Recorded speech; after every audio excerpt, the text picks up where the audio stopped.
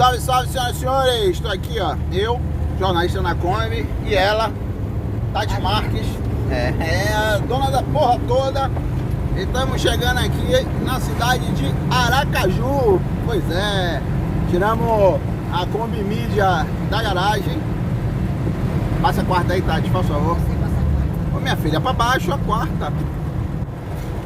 Tiramos a Kombi mídia da garagem e estamos aí, ó, passando aqui na ponte Gilberto Amado, chegando em Aracajives, como o baiano diz, essa ponte que foi entregue pela presidenta Dilma Rousseff e que melhorou muito o trânsito e a chegada aqui na cidade de Aracaju.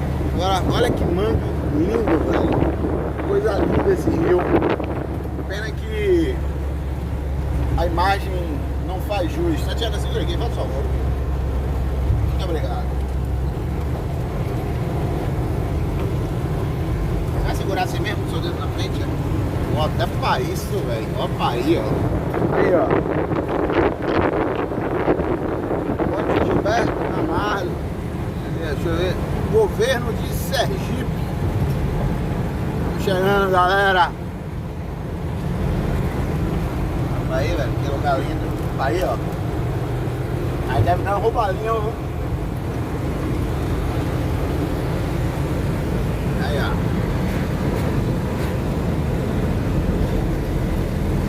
De Kombi, viu? Ó. Aí, ó. A ponte estaiada. Que beleza, viu? Ó.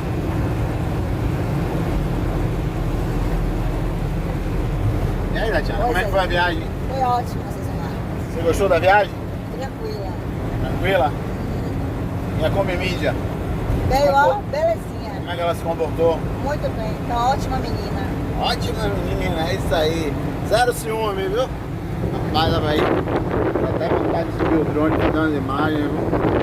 Eu vou parar ali, vou fazer umas imagens com o drone, viu?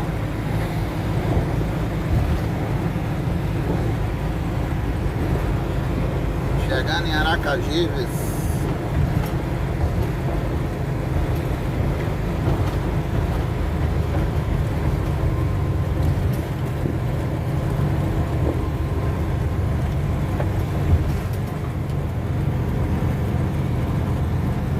Vou mostrar lá de cima pra vocês essa belezura. Aê!